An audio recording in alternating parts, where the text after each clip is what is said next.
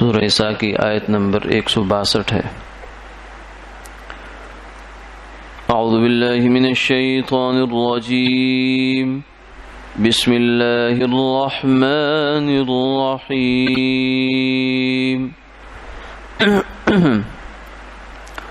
لیکن الراسخون فی العلم منهم والمؤمنون يؤمنون بما أنزل إليك وما أنزل من قبلك والمقيمين الصلاة والمؤتون الزكاة والمؤمنون بالله واليوم الآخر أولئك سنؤتيهم أجرا عظيما۔ صدق اللہ العظیم۔ یہ پنکھا بند کر، اوپر والا یہ اوپر والا پنکھا بند کر، جزاک اللہ۔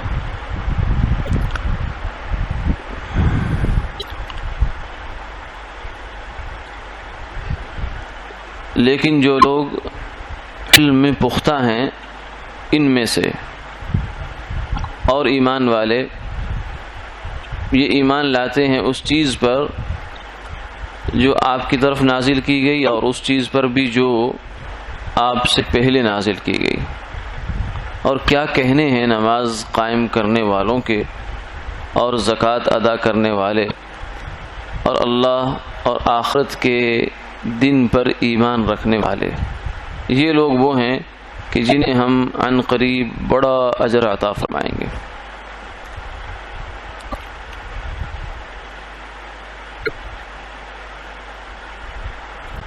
گزشتہ آیات میں یہودیوں کے کچھ لوگوں کی بے جا مطالبات کے جواب میں اللہ رب العزت نے ان کی بہت سارے شناعتیں اور برائیاں بیان فرمائی ہیں، لیکن دنیا کا دستور ہے کہ 5 انگلیاں برابر نہیں ہوتی۔ فارسی کا ایک مصرع ہے، نہ ہر زن زنس نہ ہر مرد مرد، 5 انگشت را خدا یک سوا نہ کرت۔ یعنی ہر مرد مرد نہیں ہے اور ہر عورت عورت نہیں ہے۔ 5 انگلیاں اللہ نے ہاتھ کی برابر نہیں بنائی۔ یعنی بروں میں اچھے بھی ہوتے ہیں اور اچھوں میں برے بھی ہوتے ہیں۔ تو یہود جیسی مغضوب علیہم قوم اور ملعون قوم جس پر لعنت ہوئی اللہ کی، یہ اگرچہ بری ہی ہے، ان کی سرشت ہی بری ہے، مگر ان میں بھی کچھ اللہ کے نیک بندے مخلص لوگ تھے جو سرکار دو عالم صلی اللہ علیہ وسلم کی نبوت کی بشارت سن کر آپ کی خدمت میں حاضر ہوئے، اور جو انہوں نے تورات انجیل میں علامات پڑھ رکھی تھی سرکار دو عالم صلی اللہ علیہ وسلم کی اور نبی آخر الزماں صلی اللہ علیہ وسلم کی، تو وہ علامات ان کو پوری ملی۔ تو وہ چونکہ مخلص تھے، کھرے تھے اور دل کے کسی بھی قسم کے کھوٹ اور میل سے پاک تھے، تو وہ فوراً ایمان لے آئے۔ انہوں نے کہا کہ ہمیں اسی چیز کا تو انتظار تھا، ہماری نسلیں اور صدیاں بیت گئی اس جو ہے وہ راج دلارے کے انتظار میں۔ تو اب اگر اللہ نے ہمیں موقع عطا فرمایا ہے تو اس موقع کو ہمیں فوراً غنیمت جاننا چاہیے۔ چنانچہ وہ تو ایمان لے آئے، جن میں حضرت عبداللہ بن سلام ہیں اور حضرت اسید ہیں، ثعلبہ ہیں، اور بھی کچھ یہود کے جو اہل علم لوگ تھے وہ ایمان لائے۔ فرمایا کہ یہ لوگ ایمان لانے والے ہیں، ان کے ایمان جو ہے وہ اس وحی پر بھی ہے جو آپ پر نازل ہوئی، اور اس وحی پر بھی ہے جو آپ سے پہلے جتنے بھی انبیاء علیہ السلام پر وحی نازل ہوئی اس پر ایمان ہے۔ پھر آگے نماز کو قائم کرنے والوں اور زکوٰۃ دینے والے اور پھر ایمان والوں کی اللہ نے تعریف فرمائی ہے۔ پھر آخر میں فرمایا کہ اولئک سنؤتیہم اجرا عظیما، یہ لوگ وہ ہیں کہ جن کو بڑا اجر ملے گا۔ پیچھے فرمایا وَأَعْتَدْنَا لِلْكَافِرِينَ عَذَابًا أَلِيمًا، یہ جو کافر ہیں یہودی ہیں ان کے لیے تو بڑا دردناک عذاب تیار کر رکھا ہے، اور یہاں فرمایا اولئک سنؤتی اجرا عظیما، جیسے اللہ کا جلال اور اس کا غضب یہ انتہا ہے، اس کی کوئی جو ہے اس میں کمی نہیں ہے، وہ اعلیٰ درجے پر اعلیٰ پیمانے پر ہے، ایسے ہی اس کی رحمت جو ہے وہ بھی اعلیٰ پیمانے پر ہے۔ تو ان لوگوں کو فرمایا کہ ہم اجر عظیم عطا فرمائیں گے۔ کتنا عظیم ہوگا، کتنا بڑا ہوگا، یہ دینے والا جانے یا لینے والے جانے۔ تو اس آیت مبارکہ کا خلاصہ یہ ہے۔ اب اس میں چند الفاظ ایسے ہیں جن میں تھوڑا وضاحت کی ضرورت محسوس ہوتی ہے۔ سب سے پہلا لفظ یہ ہے الراسخون فی العلم۔ علم کیا ہے؟ یہ سمجھنے کی چیز ہے۔ سب سے پہلے تو علم کو سمجھنا چاہیے، پھر اس کو رسوخ سمجھنا چاہیے۔ فرمایا علم جو ہے، لوگ یہ سمجھتے ہیں کہ علم معلومات کی کثرت کا نام ہے۔ جس بندے کے پاس جس کا جنرل نالج جو ہے وہ زیادہ ہے، اسے بڑا عالم سمجھا جاتا ہے، حالانکہ ایسی بات نہیں ہے۔ جس کی معلومات زیادہ ہیں اسے بڑا عالم سمجھا جاتا ہے، حالانکہ علم یہ نہیں ہے۔ امام مالک رحمہ اللہ تعالیٰ نے فرمایا لیس العلم بکثرت المعلومات، کہ علم جو ہے یہ معلومات کی کثرت کا نام نہیں ہے، ولکن العلم نور یضعہ اللہ فی قلب رجل مؤمن۔ علم تو اللہ کا ایک نور ہے، ایک روشنی ہے، جس کے ذریعے سے آدمی غلط اور صحیح میں امتیاز کرتا ہے۔ جیسے بصارت ہے، بینائی ہے، آنکھوں کا دیکھنا ہے، زبان کا چکھنا ہے، کانوں کی سنوائی ہے، سننا ہے، تو یہ صفات۔ آنکھیں اچھی اس کی ہیں جس کی بینائی تیز ہے، اور بینائی کیا ہے؟ چیزوں کو دیکھنے کی صلاحیت۔ اگر آنکھیں کمزور ہیں اور اس بندے کے پاس چیزیں بے شمار ہیں تو اسے اچھی بینائی والا نہیں کہا جائے گا۔ تو اگر آدمی کے پاس معلومات تو بہت ساری ہیں لیکن ان معلومات میں سے اچھی بری کا امتیاز اس کے پاس نہیں ہے تو اس کے پاس علم نہیں ہے۔ اسی لیے امام ترمذی رحمہ اللہ تعالی ایک بڑے محدث ہوئے، انہوں نے فرمایا اپنے بارے میں کہ یا معشر الفقہاء، دو طبقے ہیں امت میں جنہوں نے بہت خدمت کی ہے دین کی۔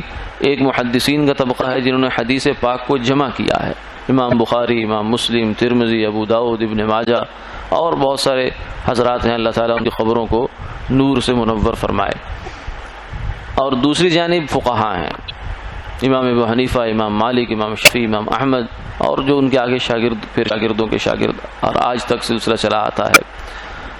تو محدثین کا کام ہوتا تھا وہ روایات کو جمع کر دیتے تھے کہ حضور نے یہ بھی فرمایا، یہ بھی فرمایا، یہ بھی فرمایا، یہ بھی فرمایا، بس اس کو اکٹھا کر دیتے تھے۔ فقہا کا کام ہوتا تھا کہ اس کے اندر جو فرمایا ہے اس کو سمجھنے کی کوشش کرتے تھے، اس کی تہ میں اتر جانے کی کوشش کرتے تھے۔ امام ترمذی رحمہ اللہ علیہ کے محدث ہیں، لیکن انہوں نے فرمایا یا معشر الفقہاء نحن الصیادلہ وانتم الاطباء، ہم یعنی محدثین جو ہیں یہ ایسے ہیں جیسے پنساری، اور فقہا تم لوگ ایسے ہو جیسے طبیب ہوتا ہے۔ آج کل کی زبان میں کہہ لیجئے کہ محدثین ایسے ہیں جیسے میڈیکل سٹور والا ہے، اس کے پاس دوائیاں تو بہت ساری ہیں، دوائیوں کی معلومات بھی بہت ساری ہوں گی، یہ فلاں کمپنی کی ہے، یہ فلاں کمپنی کی ہے، یہ فلاں کمپنی، یہ وہ فلاں فلاں، لیکن اس کے پاس دوائیوں کا علم نہیں ہے۔ یعنی جو طب کا علم ہے وہ اس کے پاس نہیں، وہ تو طبیب کے پاس ہے، وہ ڈاکٹر کے پاس ہے، اس کے پاس ہو سکتا ہے ایک شیشی بھی نہ رکھی ہو لیکن مہارت اس کے پاس ہے۔ تو اس لیے علم جو ہے وہ معلومات کی کثرت کا نام نہیں ہے، یہ ایک اس زمانے کا دھوکہ ہے بہت بڑا جو لوگوں کو لگ جایا کرتا ہے۔ لوگ سمجھتے ہیں کہ معلومات زیادہ ہونے کا نام علم ہے۔ علم تو ایک اللہ کی جانب سے پیدا کردہ صلاحیت ہے جو اس کو غلط اور صحیح میں پہچان کروا دیتی ہے۔ تو یہ تو علم ہو گیا۔ پھر یہ رسوخ فی العلم کیا ہے؟ رسوخ فی العلم، رسوخ کہتے ہیں کسی رچ بس جانا۔ لکڑی ہے، لکڑی کو آپ نے خوشبو کے اندر رکھ دیا یا اس کو پانی کے اندر کہیں رکھ دیا تو پانی اس کے اندر رچ بس گیا، یہ ہے رسوخ۔ تو آدمی علم حاصل کرے اور وہ علم اس کی صرف زبان تک نہ ہو۔ اگر زبان تک ہے تو لکڑی کا صرف ظاہر گیلا ہوا ہے اور رسوخ نہیں ہوا، پانی اس کے اندر نہیں گھسا۔ اگر علم انسان کی زبان پر ہے یا علم انسان کے دماغ کے اندر ہے صرف، اس وقت تک اس کو رسوخ حاصل نہیں ہے۔ جب تک علم زبان سے گزر کر، دماغ سے گزر کر دل کی گہرائیوں میں داخل نہیں ہوتا، اس وقت تک علم میں رسوخ نہیں ہوتا۔ اور دل کے اندر جو علم جاتا ہے وہی اصل علم ہوتا ہے، وہی گہرا علم ہوتا ہے۔ حضرت عبداللہ بن مسعود رضی اللہ تعالی عنہ نے حضرات صحابہ کرام رضوان اللہ علیہ مجمعین کی تعریف فرمائی ہے اور بہت عمدہ ہے۔ یہ صحابہ کا جامع ترین تجزیہ انہوں نے فرما دی 2-4 جملوں میں۔ اس سے ان کا اپنا بھی پایا معلوم ہوتا ہے کہ کتنے بڑے آدمی تھے جنہوں نے اتنی بڑی بات جو ہے اتنے 4 لفظوں میں ختم کر دی ہے۔ فرمایا اولئک اصحاب محمد، یہ ہیں حضور کے صحابہ، کانوا ابر هذه الامه قلبا، پوری امت قیامت تک آنے والے انسان سب میں سے نیک دل انسان یہ تھے، دل ان کی نیکی سے بھرے تھے سب سے زیادہ۔ باقی بھی لوگ نیک ہیں لیکن ان سے زیادہ نیک نہیں ہے، دل ان سے زیادہ کسی کا نیکی کے جذبات سے لبریز نہیں ہے۔ وَأَعْقَهَا عِلْمًا، دوسری صفت صحابہ کی یہ بیان فرمائی کہ ان کا علم گہرا تھا، گہرا، وسیع نہیں تھا۔ ایک ہوتی علم کی وسعت یعنی طول عرض میں اس کا پھیل جانا، یہ وسعت معلومات ہے۔ اور صحابہ کی تعریف فرمائی اعمقہم علما، کہ یہ ان کا علم گہرا تھا، یعنی اگرچہ ان کے پاس معلومات تھوڑی تھی لیکن جتنی تھی وہ بہت کام کی تھی، اور ان کے پاس وہ صلاحیت تھی کہ جس غلط اور صحیح میں امتیاز کر لیتے۔ سیدنا عمر فاروق رضی اللہ تعالی عنہ نے 8 سال میں سورہ بقرہ سیکھی ہے، تو وہ گویا کہ وہ ایک ایک لفظ پر وہ خیمہ گاڑتے تھے کہ اس کے اندر کیا ہے، اس کے اندر کیا ہے، اس کا مطلب کیا ہے، یوں ہو تو پھر کیا ہے، یوں ہو تو پھر کیا ہے۔ وہ صرف پڑھ کے اوپر سے گزر نہیں جاتے تھے کہ میرے پاس آج اتنی معلومات ہوگی، آج اتنی ہوگی۔ یہ تو سطحی معلومات ہیں، سطحی معلومات کا نام علم نہیں ہے۔ تو فرمایا اعمق علما، یہ صحابہ جو تھے یہ پوری امت میں سے سب سے زیادہ گہرے علم والے تھے۔ بات ختم کر دی، قیامت تک آنے والے جتنے بھی اہل علم ہیں، جتنے بھی علماء ہیں، صحابہ سے گہرا علم ان کا نہیں ہو سکتا۔ اس لیے صحابہ دین کی جس بات کی تہ تک جہاں پہنچ گئے، دوسرے بعد لوگ وہاں تک نہیں جا سکتے، اس سے آگے نہیں جا سکتے۔ وہاں تک تو چلو صحابہ نے پہنچا دیا، اس سے آگے ان کے جانے کی ان کے اندر صلاحیت ہی نہیں ہے، صلاحیت ساری ان کے اندر تھی۔ وَأَقَلَّهَا تَكَلُّفًا، تیسری صفت یہ بیان فرمائی کہ یہ صحابہ، نبی علیہ الصلوۃ والسلام کے صحابہ، ان کی زندگی میں تکلف نام نہیں ہے، تکلف نہیں ہے، سادہ زندگی ہے۔ بڑے سے بڑے علماء، بڑے نیک آدمی، آج ہمارے اندر تو تھوڑی سی نیکی آ جائے تو آدمی کا جو ہے نیکی کا تکبر ہی اس کو نہیں بیٹھنے دیتا، نیکی کا تکبر بڑا برا ہوتا ہے۔ سب سے زیادہ نیک دل وہ لوگ، یا علم آ جائے تو علم کی تو پھونپھا ہی بہت زیادہ ہوتی ہے، وہ کو اپنے جیسا سمجھنے ہی نہیں دیتا۔ ہم چما دیگرے نیکی ہے، علم ہے، لیکن سب کچھ ہونے کے باوجود سرکار دو عالم صلی اللہ علیہ وسلم کے فیض صحبت نے، آپ کی نظر نے ان کو ایسا کیمیا بنا دیا تھا کہ ان کے اندر کوئی رکھ رکھاؤ تھا ہی نہیں، کوئی ان کے اندر وزاداری کا چکر ہی نہیں تھا، اپنے آپ کو کچھ سمجھتے ہی نہیں تھے۔